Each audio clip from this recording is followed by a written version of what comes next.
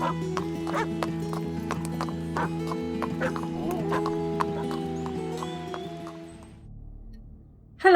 I am your host Angelina and you are listening to V.I.P podcast where we talk about very important people, ponies and pooches.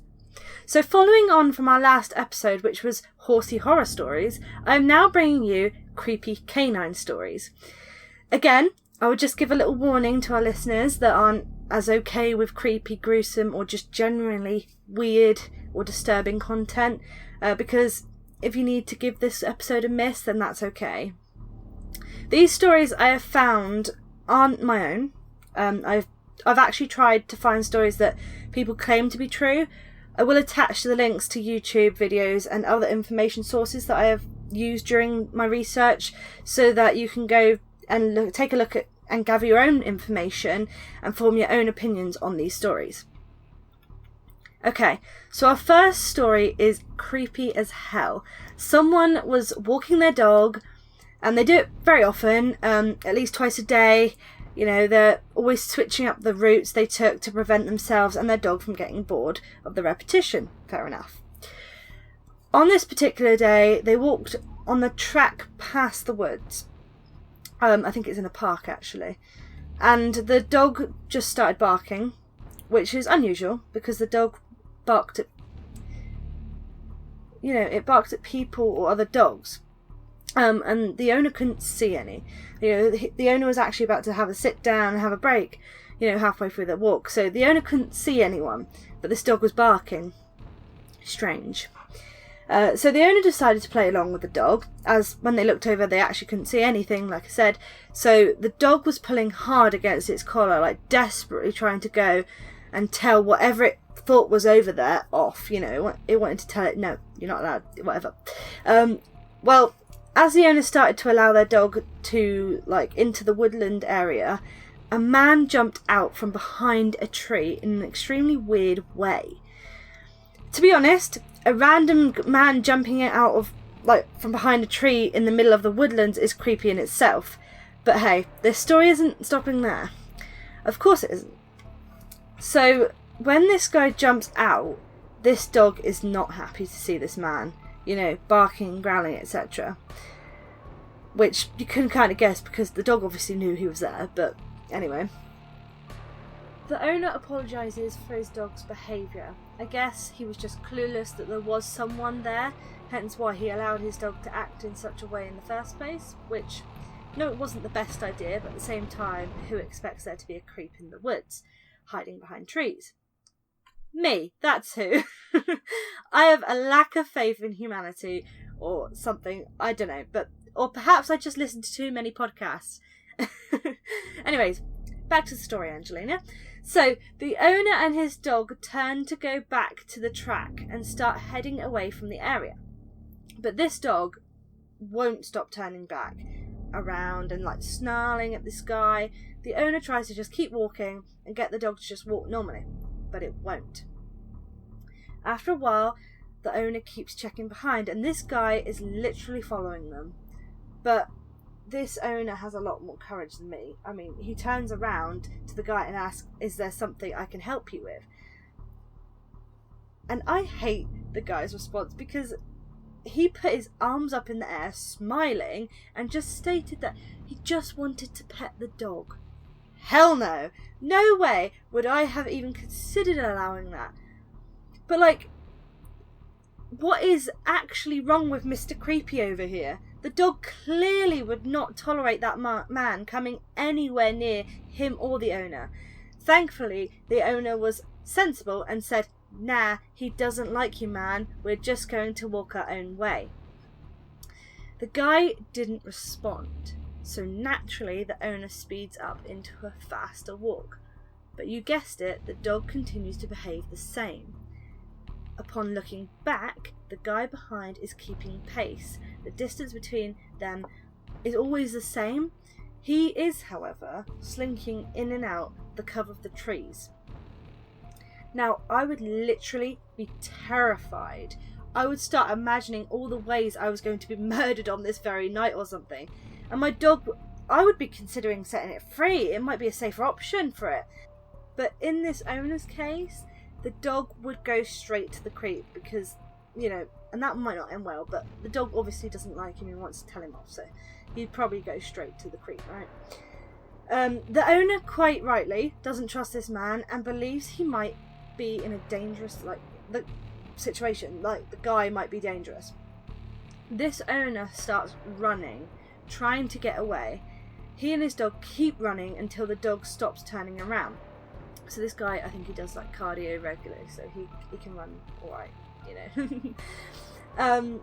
Anyway, they finally had lost him. Once this happens, the two of them return home. Now that's one hell of a creep back there. Don't you agree? Like, seriously. But don't forget, this is the Creepy Canine episode, so of course it gets creepier. The dog sleeps in the room with the owner. The window was left open, but they were going to sleep for the night. But that's when the dog starts growling at the window. From the events of their walk, I would be on edge. I mean, I wouldn't even leave the window open. I'd be like locking the place out, like battening down the hatches and everything. But I can only imagine that this is like what the owner's like going through too. Like, it's creepy, right? The owner considers shutting the window, but before he is able to make the decision, the owner hears a voice that sounds exactly like the one of the creep from earlier. He looks at his window to see the silhouette of a man just standing just outside his bedroom window. The man was there, asking if the owner knew why he was in the woods. The owner yells, "What do you want?" To which Creepy calmly asked if the owner knew what he was doing in the woods. The owner told him no. The creep proceeded to ask if the owner was sure. The owner said yes. And then the creepy guy just said, okay. And then the owner saw the outline of the man's body move away from the window. Eventually, the dog stopped growling and the owner closed the window.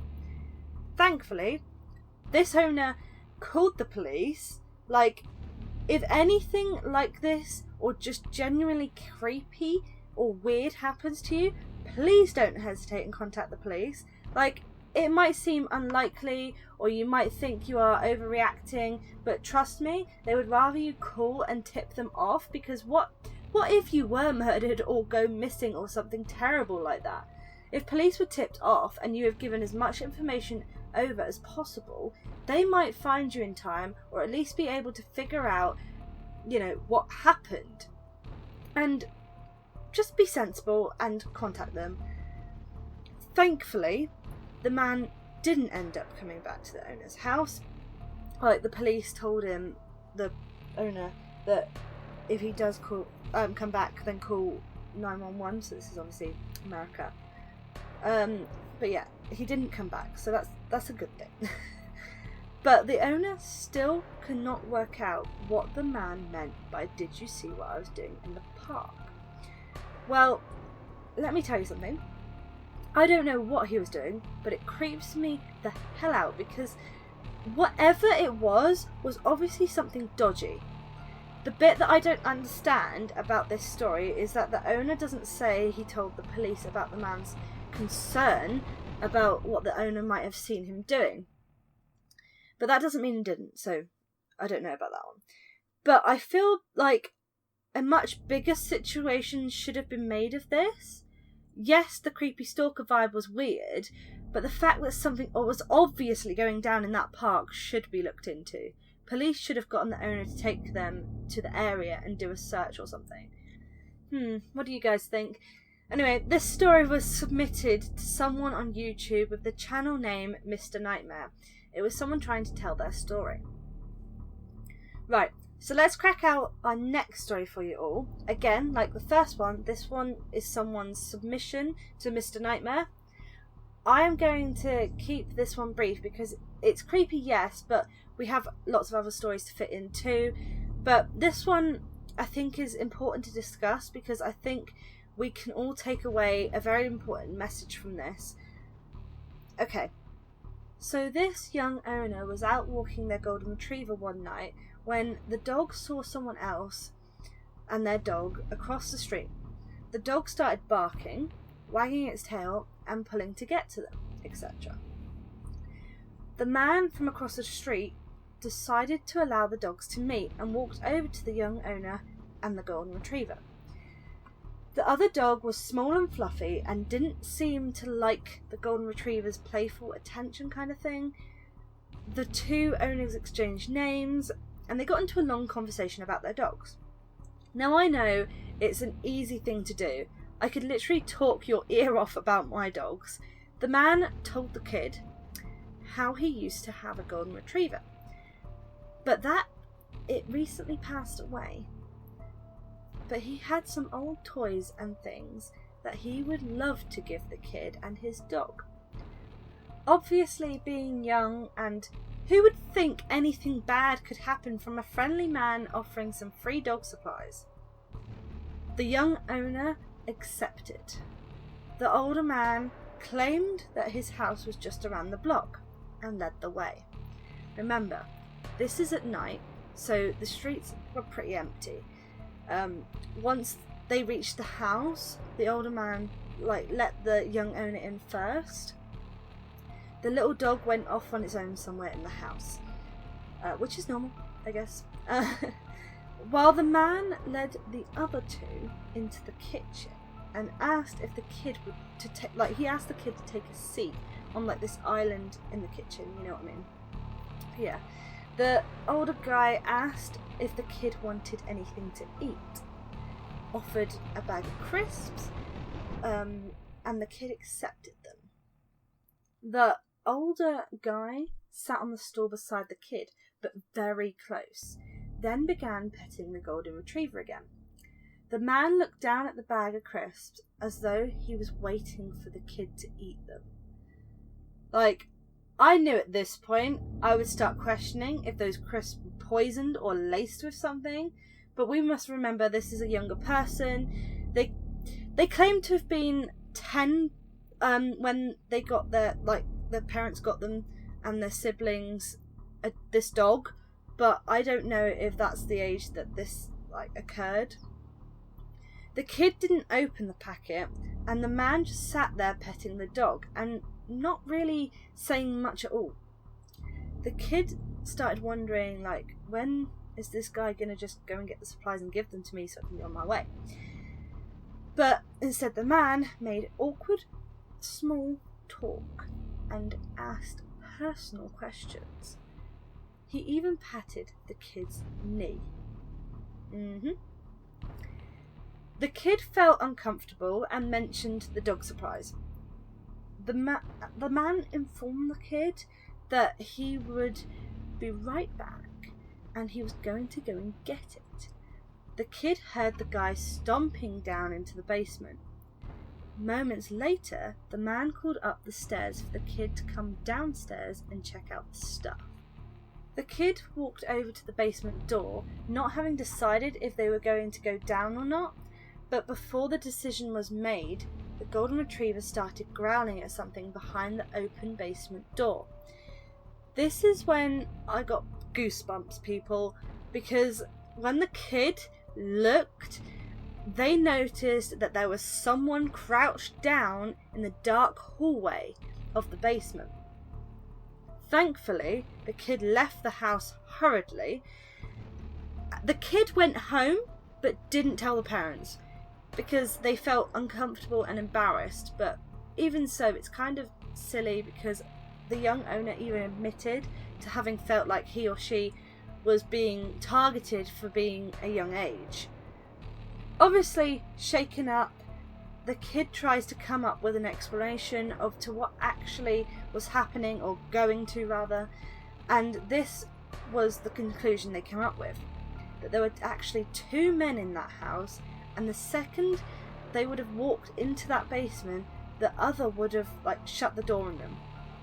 And if this was the case, then telling parents or police for a kid, parents is probably more reasonable in their head, I don't know. But yeah, for a kid, they should have just told their parents, and the parents could have told the police or whatever. But yeah, what if the kid or the siblings and their dog were targeted again? Because one of the other siblings also walked that dog. Also, what about other kids and their dogs, like especially in the neighbourhood? An admission to what could have happened may have prevented or solved other cases perhaps, but let's just hope that the guy was genuine in the first place, and the figure of the second man just looked like a crouching human but wasn't. Like maybe it was a pile of washing or a pile of junk, I don't know. Like, kids have great imagination, but not in this case would it be a great idea to have a good imagination. But yeah, the reason I wanted to bring this story up to you all was to make sure you're aware of entering someone's house because they claim to have something for you or want to show you something, etc. Especially with dogs. Like, I saw a meme once, it was like murderers nowadays, like kidnapping and stuff, they would have a whale of a time. They just have to say there's a puppy and I'd literally follow them, you know. And there's that meme and I was like, yeah. it's not the best idea, is it? But yeah, so just look out for signs like that kid did. They got a strange feeling about it and got the hell away. And again, please don't be afraid to call the police or tell others around you just in case something happens to you, your dog or anyone else. Now, you know how bad I am at pronouncing names of people, places, whatever. So yeah, just forgive me for this next one. So our next tale is called The Black Dog of Connecticut Will End You. Ever heard of the Castle Craig of Connecticut? It's a castle that's located on the east peak of the Hanging Hills, obviously in Connecticut, United States. So hanging around this castle is a black dog who terrorizes hikers and the castle's visitors and has done this for decades. This dog barks without making a sound and moves without leaving footprints. It's a black spaniel looking dog, and there is a saying that goes with it, with this tale, and it's, if a man shall meet the black dog once, it shall be for joy, and if twice, it shall be for sorrow, and the third time he shall die. Well, I guess the third time isn't always the charm, huh? No, but seriously, there was so many claims from people that have said they have seen this dog, many who have seen it multiple times, which isn't good as we know, and some who have seen it 3 times, and unfortunately they did die. Now, the biggest true story that is well known when it comes to this tale is when the first account was made of this spiritual activity. It was published in the Connecticut Quarterly in 1898, written by a geologist, W.H.C. Pynchon. I hope I didn't butcher that name. I apologise if I did. But anyways, he had already seen this dog once, but decided to go out there and do some research with his co-worker, who was also his friend, Herbert Marshall. As they worked, they were naturally talking about the legend of the black dog, and Herbert over here claims to have seen the black dog twice already. If you'd seen it once, unless you had really had to go back, then why would you ever go back there and risk your chances of sorrow or death? Or both? I guess if you're completing research and trying to put an end to your curiosity or something, I don't know. Or perhaps there is an effect after having seen the dog once. Like, you have an effect and it's put on you or something. I don't know. What if it keeps drawing you back? Interesting. Well, these are just questions and speculations I am having right now, but what do you all think? Do you think that there could be more to it? Anyways, Angelina, back to the tale. Herbert actually didn't believe in the black dog story, which I guess explains why he was okay with taking his chances. Honestly, even if you don't believe in something, it doesn't mean it's not real. Just remember that, listeners. Don't take too many chances, especially knowing that there is a legend. But Herbert literally admits to having seen this dog twice, might I add, and yet that still isn't enough proof for the guy. Luckily, Pynchon, after having met the dog once, was a little more wary. but obviously not enough to not go again, just saying. So they do the whole hike thing, and then they get to a certain area, and that's when it happens. There on the rocks above them stood a black dog, just like the one they had seen in past years. As the two researchers looked, the dog raised its head, and the men saw breath rising from its mouth area, the jaws. I forgot to mention, but these guys were out there in, cold, like snow on rocks cold. Again, the dog produced no sound. The dog gazed down at them once, and only once, with its gleaming eyes, and then just bounded off and out of sight. When Pynchon looked over at Herbert, Herbert's face was white, and let me guess, it was like he'd just seen a ghost. Herbert steadied himself against a rock. He had a tremor in his voice when he spoke these words. "I did not believe it before. I believe it now. And it's the third time." Now, hear me out. Remember, this is now Pynchon's second time and Herbert's third time. And a man's second time is for sorrow, and his third time is death, right? So, it will come as no surprise to you when I, tell you, unless you are like Herbert and also don't believe in the legend until it's literally too late. As he spoke, the fragment of rock he was stood on slipped. There was a cry and the rattle of the tumbling fragments falling. Pynchon was left standing alone. Pynchon's sorrow, I am guessing, was served at the same time as Herbert fell to his death, as, they weren't only co-workers but friends, remember. Unfortunately, Pynchon had to leave his friend in order to go and get help. He finally found a nearby house, but from how frozen he had become, he was unable to help the search party. Get this though, witnesses reported that when Herbert was found, a black dog stood over his lifeless body at the bottom of the cliff. So after all this went down, you would assume Pynchon, after having been confirmed that the legend, you'd stay the hell away. But of course not. He went back there several years later, climbing up West Peak, but he never came back.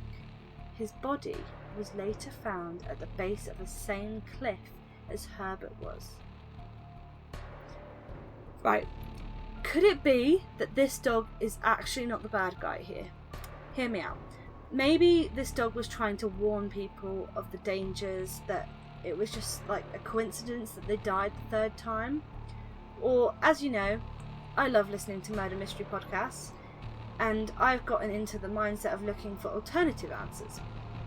What if Pynchon murdered Herbert? Then he came up with this cover story and used the legend to help him with this, then later couldn't deal with the guilt and went back to join his friend. Now, please remember, I am not accusing anyone here. I am guessing they genuinely were friends. Maybe, they did see the dog, and maybe the legends are true, or it was just a coincidence. All I'm saying is exploring other options, so long as accusations aren't being thrown around, is harmless. Just please, if you hear a curse or a spooky legend, either stay away or take extra precautions, etc. Anyways, moving on. The next one I have for you is the Blue Ghost Dog, an avenging spirit. Okay, so this one is another from the United States. They seem to all be coming from there, don't they? And is in fact one of the oldest, apparently, dating back to the 1700s. Basically, it starts off by a man named Charles Thomas Sims being attacked by a pack of thieves after having bragged all night whilst drinking away about the amount of gold he had. So, what does this tell you? Don't brag, guys.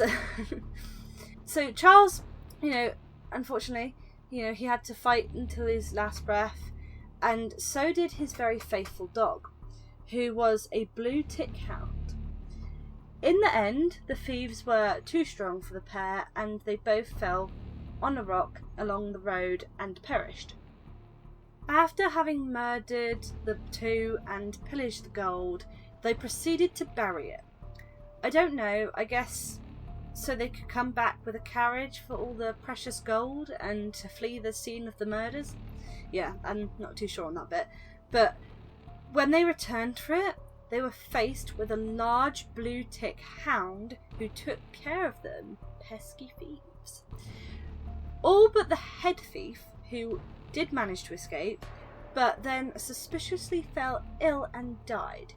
To this day, people still claim that the hound watches over his master's gold.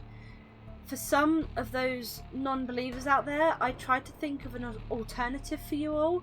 Perhaps the thieves, all turned on each other and didn't want to share the gold and killed one another, and maybe the head thief was injured and went back to town to blame the ghost of a dog or something later, but I'm not too sure. And he later died from an infection or something of the wound. I don't know. But here's the thing. If that were the case, he would have to have admitted that he killed the man and the dog in the first place, right? Because how can he say, oh, there's a dog there and he's protecting his master's gold? But how do you do that? Well, because we stole the gold and killed them. Yeah, basically. So, yeah. Anyways, I hope you've enjoyed our Creepy Canine episode. What do you all think of these stories? I really do find the Mr. Nightmare ones chilling, because it happened to, regular people, and although they did get away from those creeps, a lot of things could have happened. It's also the kind of situation that you could easily find yourself in, but luckily now you know what to do and what not to do. Stay away from strangers. And always inform authorities or those close to you, no matter how small, especially family, because they should always care about your safety. What do you think of the legends? Would you go somewhere knowing that there's a risk of sorrow and death? If you are a non-believer, what do you really think happened? Side note, I'm extremely excited because today, the day of the recording of this podcast episode, is the day before Devon Animal Training Academy's Essential Mix Camp, which Winter and I have a space on this year. I plan on letting Ice, join in on the games though, bless him. But for those that don't know, Data's Essential Mix 2022 is a 3-day dog agility training event where this year we have top trainers Barry James and Dalton Meredith coming down to train us all. But the fun doesn't stop there, because we have fun games and challenges for handlers and their dogs to participate in, a quiz, a barbecue, a fun steeplechase course set and judged by Barry James himself with rosettes and everything, and there's loads of stuff going on, and it's great fun. The socialization for people is great and the dogs, but yeah, it's great, and I'm so excited for tomorrow and the other 2 days, and yeah. But yeah, also we have a Hoopers one coming up in August, I believe, which is also exciting, but I don't get a space on that one because me and my mum are the actual trainers for that. So yeah, but this one is so exciting, super excited, and the Hooper one actually has a Hooper show on the 3rd day, so get involved with that. Yeah, so I will see you all next time, and thank you for joining me in this episode. If you are interested in any of these camps / training events, then do get in contact with the Facebook page for Devon Animal Training Academy. Yeah, it's all great fun. I'm sure we'll post lots of updates of everyone having fun, so you can see what not what you're missing out on, but what you could be getting involved in next time. Alright, so thank you. See you later.